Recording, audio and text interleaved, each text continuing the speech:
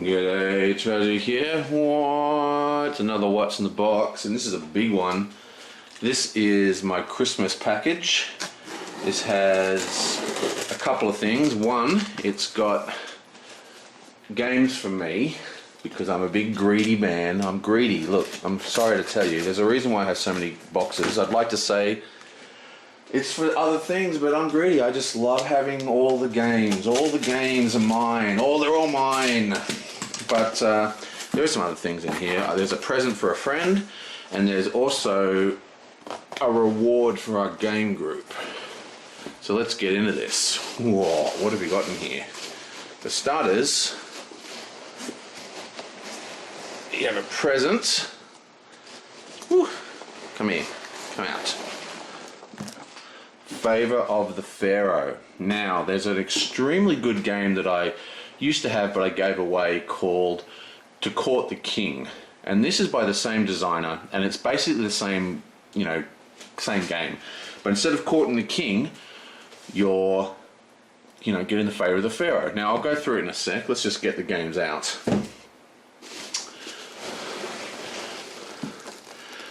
Twilight Imperium Shattered Horizon. Now, I already have this, but this was out of print for the longest time. It's just been reprinted by Fantasy Flight. And this is going to be a prize. We're going to have a big 8-player game over Christmas, over a long weekend, or like a weekend or whatever. And the winner gets this, as long as it's not me, because I already own it.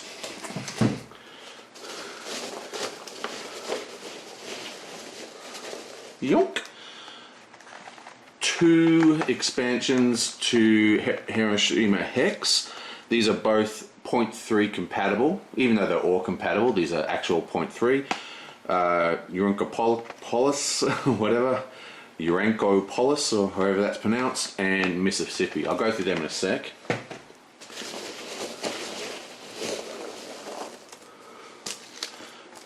I also picked up the Krang expansion for Mage Knight, because I've been playing Mage Knight on my channel and just in general, and I've just been loving it, so I thought I'd update my collection. So I got Krang, which is actually pretty hard to find.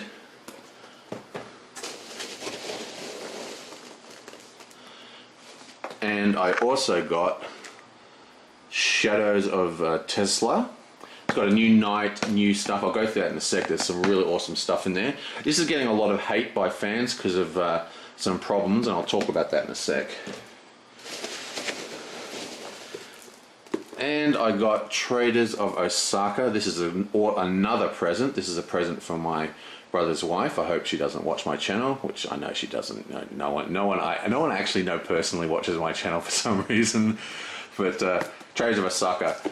This is a reprint of Traders of Carthage, which I've played a few times. It's a good game, but the point is it's a light trading game. It's a little heavier than a light card game, but it's not a heavy game at all, and it's really great for playing with my brother's wife. My brother, he's a big, heavy wargamer, like heavy wargamer, with the charts and the tables and the games that take, like 48 hours to do a single turn. And I'm not kidding. And but when we play with her, like I basically have a collection of games which I buy, and I pretty much just give to her, so she has them, so we can have some light games to play when I go to my bro's house. Traders of Osaka, really cool. So I hope she likes that. I'm also getting her some other things as well. I also got her this cute little Woman's Weekly birthday cake book on how to make awesome cakes for her 3-year-old. Sweet. Anyway, enough of that. What else have we got? And I think that's it. Yep, that's it. I'll put that down for the cat to play in. Okay, so Traders of Osaka. Let's have a look at this. Basically, this is a game about set collection and you're obviously your traders. Z Garcia did a very good review on it, which actually sold the game to me. I wasn't planning to buy this, and anyone who knows me knows that I'm not a big fan of the Dice Tower. Well, no, that's not the right way to put it. I'm a big fan of the people from the Dice Tower and all they do for the community, but I don't personally agree much with Tom Vasel's opinions on games. I much more agree with Sam Healy. But recently, Z Garcia has been making waves in my collection because he knows all these neat little card games that are light and fun and just go down really well with non-gamers. And his review of this made it look extremely good. So basically you're trading stuff, and you have this cute little board, and basically this board just tracks the movement down the coast of Japan, and then it's got a little spot here for cards and money and stuff. But basically as you play, your little ships or tokens, these little ship meeples, will move down the coast, and when they get to the end you then calculate your sets. And the cards are just pretty little nothing fancy, just functional set, suit cards. So you have the red suit, and you see you got numbers up the top, right? So there's a suit and then there's a value. And it's just set collection, and it's a cute little game. It's a cute little game. You trade with each other. Very, very nice game. Very, very well presented game. And I hope it goes down well. And yes, I know it's a present for my brother's sister. I mean, my sister. It's my brother's wife. So my sister-in-law. Yeah, there you go. Try and think and read and talk at the same time, and you make big mistakes. Was that a Freudian slip? I don't know. Whatever. The point is, even though it's a present, the way I do presents for board games is I open them, package them, read the rules, learn them, and then when I present them on her birthday, or in this case Christmas, we can actually play it. Okay, so that's Trays of Osaka. Now, these little games here are very, very light expansions. To be honest, I really like this game. Like, I really like Hiroshima Hex. And what I really like about it is that it's a fantastic three-player experience. And three-player games are kind of rare in my experience, like good three-player games. But this plays very, very well three players. Now, I probably wouldn't have bought this, but I needed to add an extra $15 to my order to get the free shipping. So that's the main reason I bought it. Now, these are just faction expansions. They don't add anything fancy. But the individual armies have their own abilities and stuff. But if you know Hiroshima Hex, and there's an extremely good Android and iPhone version of this game, then you'll know it. It's basically just the same thing, just a new army with new faction only powers. Very, very cool. Hiroshima Hex is like a kind of, post-apocalyptic setting. And I won't bother opening this. It's just exactly the same, just another army basically. Excellent.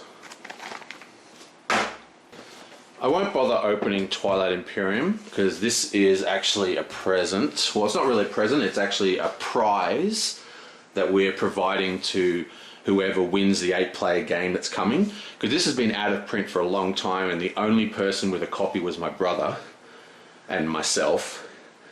But now that we have this, so all the people that play it all own it, but none of them own this. So this is the prize we're all playing for this, which is awesome. That's going to be real fun. I won't bother opening it. Twilight Imperium is an extremely good game. This is a modular expansion, much like the other expansion. It does come with the scenarios and stuff, but people basically just play the base game and then they add in the stuff they want. Now there's plenty of fantastic modules that you'll play with every time you play the game. I mean, you're always going to use the new tech cards. You're always going to use, you know, the capital ships or whatever, you know, like there's a lot of stuff in here that'll make it into every game. And it also adds the extra players so you can have the full player count. Whoa, nice. Okay. Now, Favor of the Pharaoh is basically a dice chucker. Dice chuckers are big hits with me. I own lots of them. Elder Sign, Ancient Terrible Things. Oh no, I just broke my thing.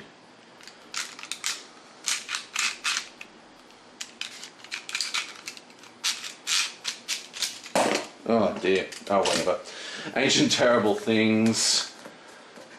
I think it's supposed to come off. You know, Age of War. I've got so many dice chuckers, it's just ridiculous, actually. And basically, the way this works is, it's going to be hard to look at because it's all going to be needing punch boards. But the way this works is that we're trying to gain the favor of the king, or in this case, the pharaoh. And each dice will have an ability on it. So this one is +2. When claimed, do something. Now I don't know all the symbols, I'm just going off the fact because I know how to play Court the King. Now the problem with Court the King was, the idea is the same in this one, is like you have these super rolls you need to do. Oh, look at that fancy insert. You have these super complicated rolls you need to do to win the pharaoh. The pharaoh, whoever wins the pharaoh wins the game. He's probably somewhere in here. Whoever wins the pharaoh wins the game, and the pharaoh requires an extremely complicated roll to win. So what you do, you roll for these things and they give you powers. Some of them will give you more dice, other ones will allow you to turn dice over or add to your score, or, you know, manipulate the results. So you need to get the favor of the court to be able to get the favor of the king, or in this case the pharaoh. But what makes this different to Court the King is that it has many of these little tiles, okay? And there's a system for setting up the game where you randomly draw these tiles. Now, the problem with Court the King was that it had a relatively small deck of cards, right? So after a few plays, it became very clear what objects you needed to get. This one here, for example. After any roll, may bring one standard die into play as a 2. There you go. So this gives you a permanent +2 value every time, for example. So what happened in Court the King was that you basically, the games all became very much the same. It was, and whoever got, I think it was the knight who gave you the 2 dice, whoever got that basically always won the game. Very annoying. It was a great game, but it lacked longevity. Now, Favor of the Pharaoh is basically the exact same game, except we now have tons and tons of tiles that are randomly drawn during setup. So every game is going to have a different path to victory. It's never going to be the same game, you know, pretty much twice, which is a huge plus. Now, this will be of interest to the people watching the channel at the moment, because I'm actually playing Mage Knight on my channel right now.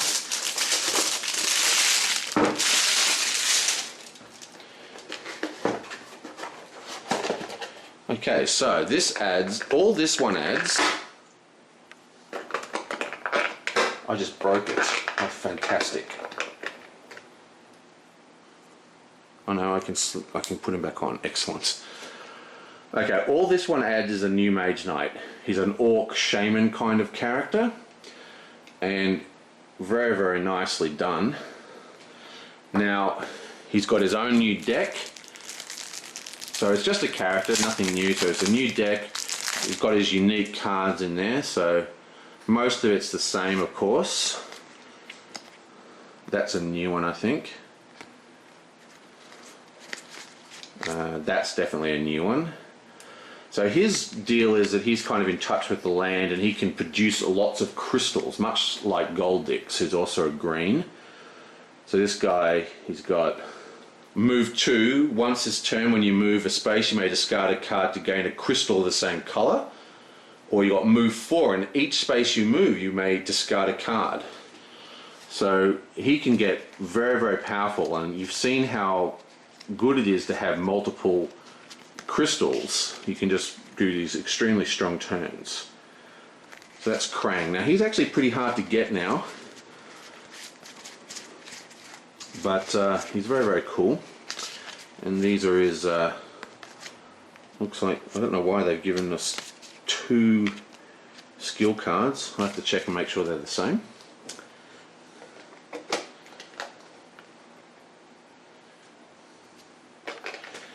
And he has all the same, all his new skill abilities, and they're all unique. Okay, this is what really makes the characters stand out, is that they've got all these amazing, unique abilities. Now, I'm not going to go through them all, but the variants, the way the game works, not only allowing you to level up, but allowing you to take skills from your opponents that they don't use, really creates some extremely excellent variants.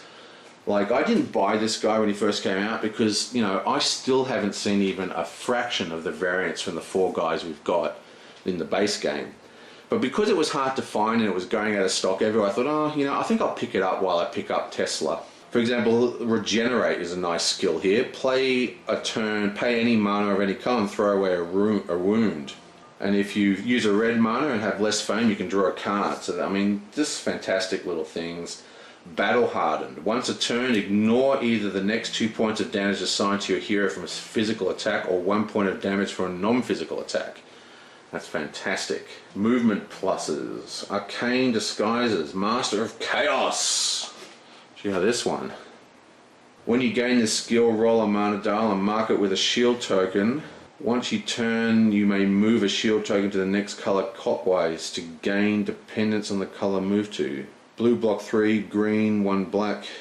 If you don't use it during your turn, then any time before your next turn, you may move the shield token to the next color clockwise.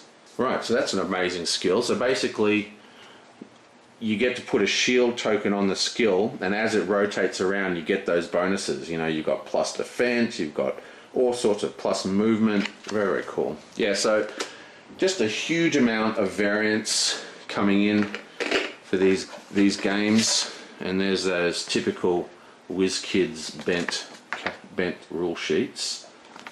Horrible. And yeah, excellent. But that's all it is a character expansion, nothing fancy. And then we have the Tesla expansion, which is a very, very cool expansion. Now, Tesla expansion is getting a lot of hate from the online community because it has some printing oddities which many people dislike. For starters, okay, so what's interesting about this is that basically this big mage called Tesla has died. Comes with a new hero, of course, this dwarf guy.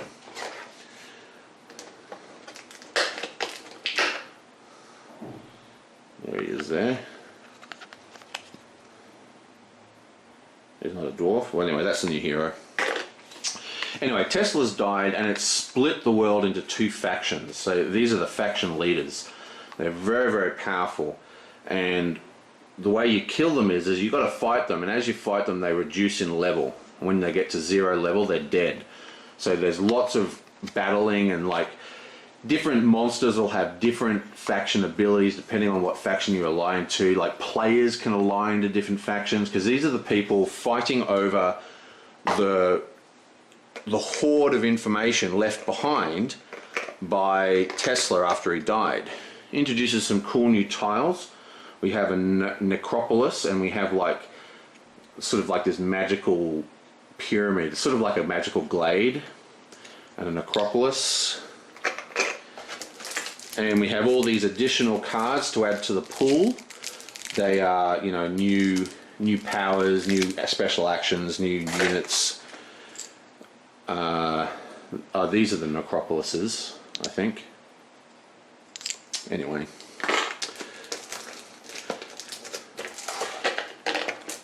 And of course we have a whole heap of new tokens. Now, one of the things that this game gets this expansion gets a lot of hate over is that these tokens are actually the wrong size, I guess you'd call it. If I can open these without spilling them everywhere. Come on. So these are coming in at a slightly different size. So you can see the one in the back, which is like a little bit larger, is the original. Oh, actually that's from Lost Legion. But you can see they're smaller. Now, a lot of people are completely freaking out over this, but it's actually smaller for a reason. They've done it on purpose.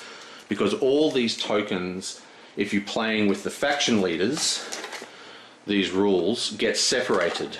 They're not in the original pile. So they're slightly smaller, so they're easier to find. But either way, some people complain because if you're playing without the faction leaders, you know, if you have them in the stack, you know whether it's a Tesla enemy at the top. This is a problem in some way, but it's easily fixed by just using monster buckets like, you know, Arkham Horror, where you've got everything in a bag or everything in a bowl, and you just go boom boom and pull out that way. Problem solved. Who cares? Plus, it's easy to separate them when you want to play factions. I have absolutely zero problem with that. And also, there are abilities that let you peek at the top tile. All you need to do is pick it out of the bag and then put it on the table face down and say that's the top one. So it doesn't even affect peeking. The other thing that got a lot of hate is, like I said, typical for WizKids. The manual is completely crushed, doesn't fit in the box. So I'll have to stick that in a press and press it.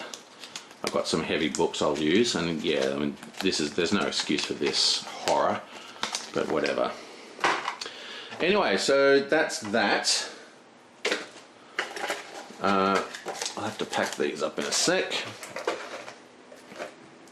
Oh, and of course there's a new hero. So these might actually just be the hero cards.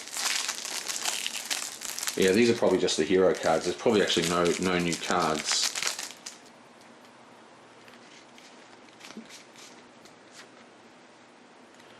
Yeah, these are all just the new hero cards. There he is. Looks like I've got some replacement cards for Krang as well. I'll have to go through all that. But that's it. Now, another thing is the cards have slightly different printed backs, but Lost Legion had different printed backs. It's just a common problem with WizKid games, and I use sleeves anyway, so who cares? Okay, so that is the latest haul. I will see you guys next time.